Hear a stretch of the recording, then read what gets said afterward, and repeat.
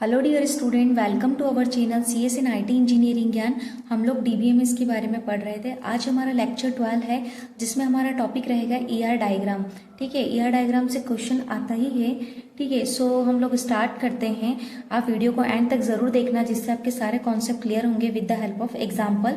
सो हम देखेंगे ER diagram क्या होता है। ठीक है, इसका फुल एक्सप्लेनेशन, इसका एग्जाम्पल, इसके नोटेशंस, इसके फीचर्स। ठीक है, सो हम स्टार्ट करते हैं। वीडियो को एंड तक ज़रूर देखना। अगर आप मेरे चैनल पर नए हैं तो प्लीज़ मेरे चैनल को सब्सक्राइब कीजिए और बेल आइकन को प्रेस कीजिए, ताकि मैं जो भी डेली वीडियो अपलोड करती हूँ उसका नोटिफिकेशन सबसे पहले आप तक पहुँच जाए। सो स्टार्ट करते हैं हम। So what is ER diagram? ठीक है, सो ER डायग्राम या entity relationship model is a conceptual way to design a database.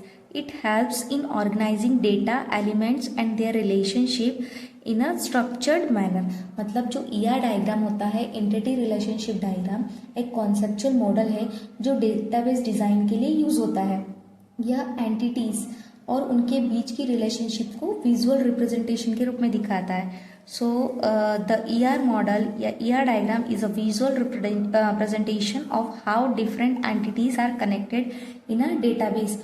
तो ये क्या करता है, डेटाबेस की डिजाइन के लिए यूज होता है। या एंटिटीज और उनके बीच के रिलेशनशिप के विजुअल रिप्रेजेंटेशन को दिखाता है। ठीक है, सो इसके कुछ फीचर्स हैं, जैसे हमारा फर्स्ट है represent real world object as a entity. मतलब रियल वर्ल्ड ऑब्जेक्ट को एंटिटी की तरह रिप्रेजेंट करता है। जैसे सपोज यहाँ पर आप मान लो एम्प्लॉय हो गया। ठीक है, एम्प्लॉय हो गया, फिर आपका एक एम्प्लॉय हो गया, फिर स्टूडेंट हो गया, कस्टमर, स्टूडेंट हो गया, कस्टमर हो गया। तो ये सब क्या है, रियल वर्ल्ड ऑब्जेक्ट को एंटिटी की तरह रिप्रेजेंट करता है, जैसे एम्प्लॉय, स्टूडेंट, कस्टमर। ठीक है, सेकेंड आपका define attribute properties of entities. Means क्या, एंटिटीज की प्रॉपर्टीज, एट्रीब्यूट्स डिफाइन करता है। जैसे एम्प्लॉय की एट्रीब्यूट क्या हो सकती है, जैसे ये एम्प्लॉय है। ठीक है, एम्प्लॉय की एट्रीब्यूट क्या हो सकती है, एम्प्लॉय का ID, एम्प्लॉय का नेम, ये सब क्या होंगे, इसके एट्रीब्यूट होंगे। ठीक है, सो ये हमारा क्या हो गया। फिर एम्प्लॉय की सैलरी हो गई, एम्प्लॉय का डिपार्टमेंट, तो ये सब क्या हो गए, एम्प्लॉय के एट्रीब्यूट्स हो गए। थर्ड है आपका establish relationship between entities. So entity के बीच में रिलेशनशिप को शो करता है। जैसे एम्प्लॉय किसी डिपार्टमेंट में काम करते हैं, रिलेशनशिप ही हुआ ना। फोर्थ है provide a simple and clear way to design a database before implementation. So database को डिजाइन करने का एक सिंपल और क्लियर तरीका प्रोवाइड करता है, जिससे इम्प्लीमेंटेशन से पहले डेटाबेस का स्ट्रक्चर समझ में आ जाता है कि हमें कैसे इम्प्लीमेंट करना है।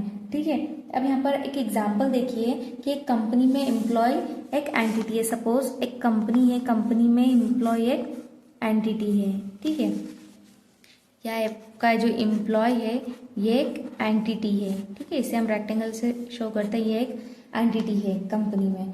ठीक है, सो इस कंपनी में ये एंटिटी, इसके कुछ एट्रीब्यूट्स होंगे, जैसे एम्प्लॉय की ID होगी, एम्प्लॉय का नेम होगा। ठीक है, एम्प्लॉय की सैलरी होगी। तो ये सब क्या है, ये एट्रीब्यूट्स हैं। ठीक है, इसे डिनोट करते हैं। ठीक है, ये एम्प्लॉय एक एंटिटी है, इसके कुछ एट्रीब्यूट्स होंगे। ये हमारा इसका एग्जाम्पल है। ठीक है, अब ER डायग्राम के जरिए हम एंटिटीज और उनके बीच के रिलेशनशिप को ग्राफिकल फॉर्म में दिखाया जा सकता है, जिससे डेटाबेस डिजाइन करना और आसान हो सकता है। ठीक है, ये यहाँ पर मैंने एग्जाम्पल लिया था, तो मैंने आपको एक्सप्लेन किया है। आप नोट्स के थ्रू जब आप नोट्स बनाओ तो देखिएगा। So symbol used in ER diagram, कुछ सिंबल्स है जो ER डायग्राम में यूज होते हैं यहाँ पर।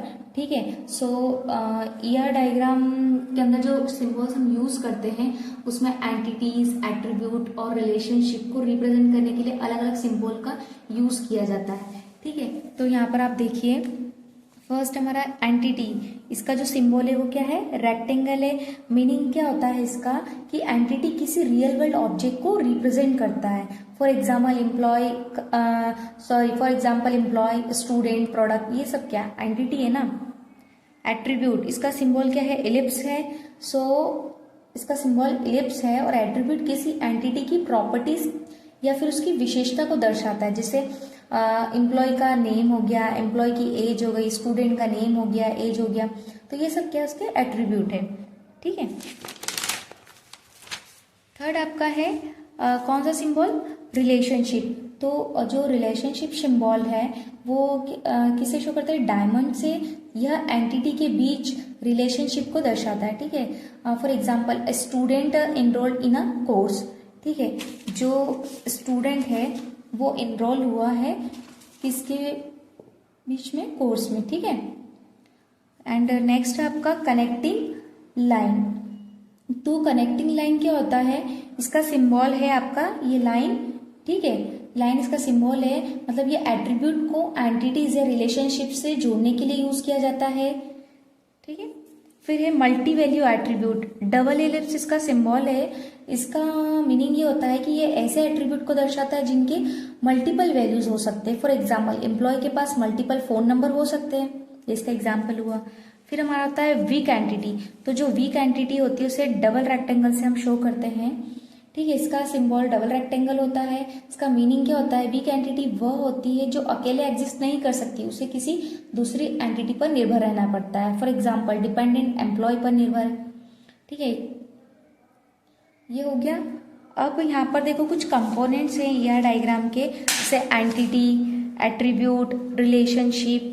तो हमारी यहाँ पर एंटिटीज क्या होगी, an entity is any object that exist in the real world like a person, car, house or in a conceptual form, so like company, job, courses। तो हम यहाँ ऐसा समझेंगे कि एंटिटी क्या होती है, एंटिटी किसी भी रियल वर्ल्ड ऑब्जेक्ट को रिप्रेजेंट करती है जो फिजिकल या कॉन्सेप्चुअल एग्जिस्ट करता है। रियल वर्ल्ड एंटिटीज क्या हो सकती है, जैसे स्टूडेंट हुआ, एम्प्लॉय हुआ, कार हुई। कॉन्सेप्चुअल एंटिटीज क्या होगी, कंपनी, जॉब, कोर्स। ठीक है। फॉर एग्जाम्पल एक स्टूडेंट रियल वर्ल्ड एंटिटी है क्योंकि ये फिजिकल एग्जिस्ट करता है, बट कंपनी भी एक एंटिटी है लेकिन ये फिजिकल ऑब्जेक्ट नहीं बल्कि कॉन्सेप्चुअल है। फिर हमारा आता है एंटिटी सेट। तो एंटिटी सेट क्या होता है, collection of similar entities is called an entity set. मतलब क्या, जब एक ही टाइप की मल्टीपल एंटिटीज का ग्रुप बनता है तो उसे हम एंटिटी सेट कहते हैं। फॉर एग्जाम्पल सभी स्टूडेंट का ग्रुप क्या हो गया, स्टूडेंट का एंटिटी सेट। सभी कार का ग्रुप क्या हो गया, entity set, car entity set. तो एंटिटी सेट में सेम टाइप की एंटिटीज होती है जिनके एट्रीब्यूट भी सिमिलर होते हैं। अब एंटिटीज के भी टाइप होते हैं।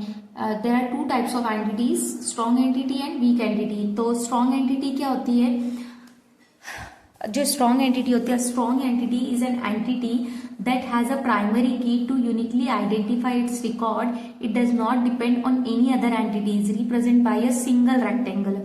सो आप यहाँ देखो कि जो स्ट्रॉन्ग और वीक एंटिटी है, तो स्ट्रॉन्ग एंटिटी क्या होती है, स्ट्रॉन्ग एंटिटी के पास एक प्राइमरी की होती है जिसके उसके रिकॉर्ड यूनिकली आइडेंटिफाई किए जा सकते हैं। ये किसी दूसरी एंटिटी पर डिपेंड नहीं होती है। इसे ईआर डायग्राम में सिंगल रेक्टेंगल से रिप्रेजेंट किया जाता है।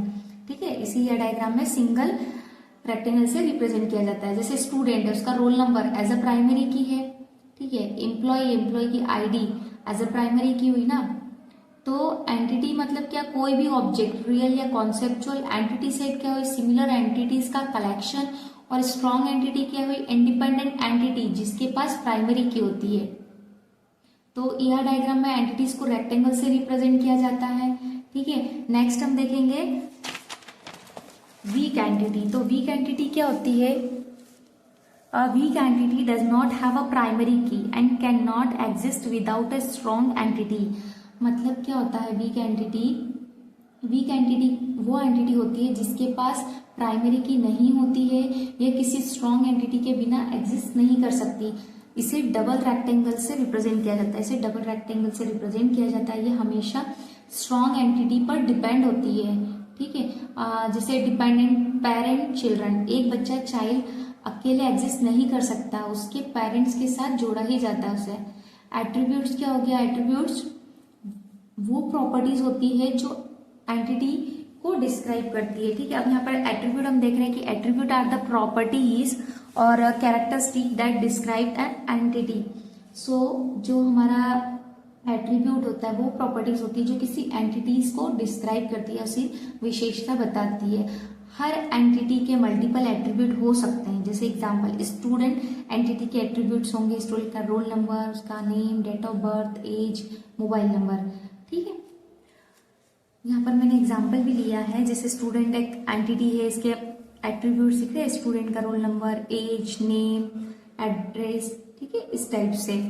फिर है आपका रिलेशनशिप। तो रिलेशनशिप क्या होता है? The diamond shape showcase the relationship in the ER diagram. मतलब जो हमारा डायमंड शेप होता है ये किसको शो करता है? रिलेशनशिप को। अब देखो यहाँ पर जो स्टूडेंट है वो स्टडी करता है कोर्सेज की, तो इन दोनों के बीच में रिलेशनशिप ही बता रहा है ना ये। तो इसी टाइप से हमने यहाँ पर एक और एग्जाम्पल लिया है। ठीक है, अब यहाँ पर देखो, स्टूडेंट और कोर्सेस ये एंटिटीज है, इन दोनों के बीच में रिलेशनशिप है। ठीक है, और ये जो स्टूडेंट कोर्सेस एंटिटीज है, अब जो एंटिटीज है, स्टूडेंट एंटिटी है, इसके कुछ एट्रीब्यूट्स हैं, स्टूडेंट की आईडी, स्टूडेंट का नेम, स्टूडेंट की एज। कोर्सेज की एट्रीब्यूट्स क्या है? कोर्सेज की आईडी, नेम। तो ये जो है ये इसके एट्रीब्यूट्स हैं, ये भी एट्रीब्यूट है स्टूडेंट के। ठीक है, और ये एंटिटीज है। तो ये इस टाइप से रिलेशन होता है। सो स्टूडेंट की आईडी क्या होती है? एक यूनिक आईडी होती है, स्टूडेंट का नाम होता है, स्टूडेंट की एज होती है, कोर्सेस एंटिटी के एट्रीब्यूट्स हैं। तो ये सभी चीज हमने इसमें देखी। रिलेशनशिप का मतलब ही होता है वो डायमंड में रिप्रेजेंट किया जाता है। ठीक है, और स्टडी जो बीच में ये दिख रहा है आपको डायमंड, स्टूडेंट और कोर्सेज के बीच में रिलेशनशिप को शो करता है। मतलब एक स्टूडेंट किसी कोर्स को स्टडी करता है। ठीक है, ये सारी चीजें